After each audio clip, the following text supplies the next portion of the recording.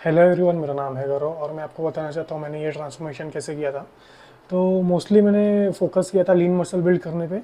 कुछ चीज़ों को ध्यान में रखते हुए मैंने अपना फिटनेस प्लान प्रिपेयर किया था। जैसे डाइट में प्रोटीन और न्यूट्रिएंट डेंस फूड का इंटेक अच्छा होना चाहिए, और वर्कआउट में स्ट्रेंथ ट्रेनिंग और कार्डियोवैस्कुलर एक्टिविटी अच्छी होनी चाहिए, ऑन पॉइंट होना चाहिए।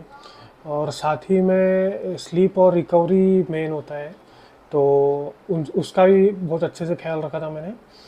और एक चीज़ मैंने ऐड की थी, वो थी इंटरमीडिएंट फास्टिंग। और प्रोटीन इंटेक के लिए मेरा मेन सोर्स ऑफ फूड था चिकन ब्रेस्ट, और साथ ही में कुछ एग्स खाता था। और इस पूरे ट्रांसफॉर्मेशन के बीच में मैंने कोई भी तरीके का प्रोटीन सप्लीमेंट नहीं लिया था। और ये इसलिए किया था मैंने क्योंकि मैं भी देखना चाहता था कि पूरे मसल लॉस होने के बाद में क्या मैं मसल गेन कर पा रहा हूँ बस फूड के बेसिस पे। और साथ ही में न्यूट्रिएंट डेंस फूड के लिए मैं फ्रूट्स और वेजिटेबल्स ऐड करता था।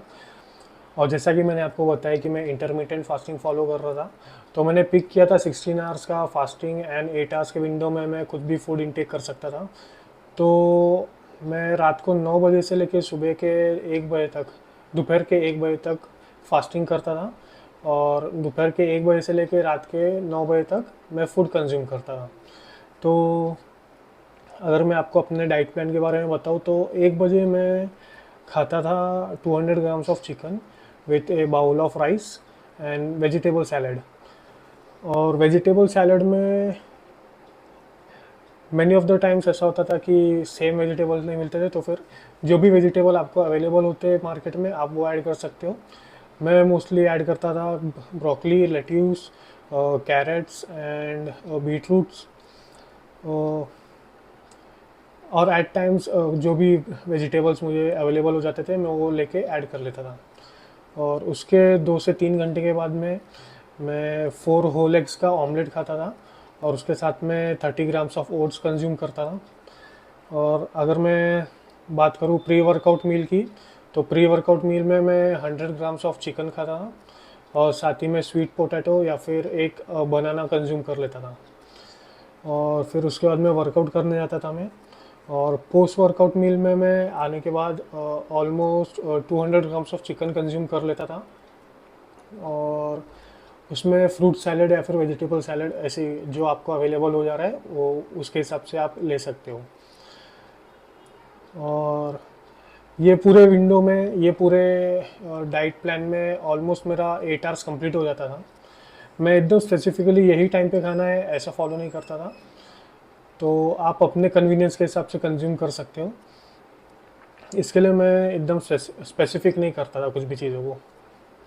और अगर मैं बात करूँ मेरे वर्कआउट प्लान की, तो मैं push pull and legs follow करता था।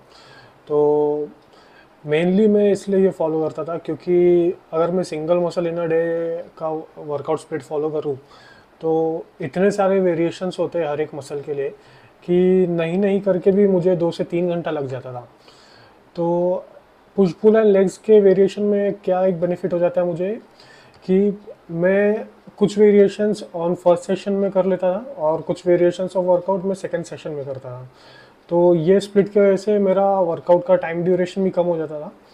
तो ऑलमोस्ट 1 से 1.5 घंटे के बीच में ही मेरा वर्कआउट पूरा कंप्लीट हो जाता था, स्ट्रेंथ ट्रेनिंग। और उसके बाद में मैं 30 मिनट्स टू 1 आवर का कार्डियो कर लेता था।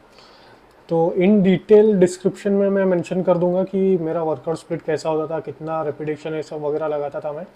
और ये मेरे कुछ उस समय के वीडियोज़ है जिसमें आप नोटिस कर सकते हो कि काफ़ी अच्छा मसल गेन किया था मैंने यही डाइट प्लान और यही फिटनेस प्लान फॉलो करके।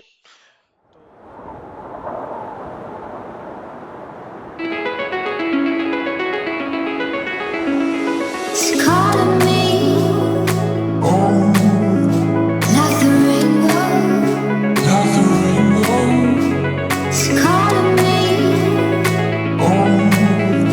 like the rainbow, the rainbow.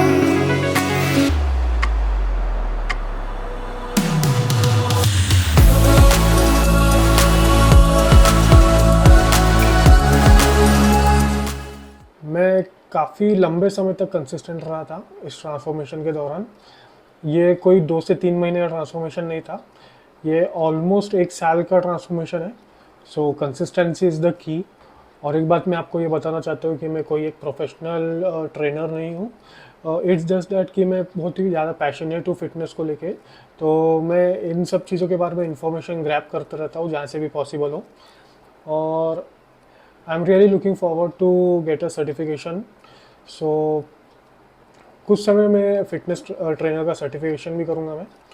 और साथ ही में as you all know, if you have gone through my Instagram, I am an aspiring athlete. So देखते हैं आपके सपोर्ट के साथ ही ये सब पॉसिबल हो पाएगा।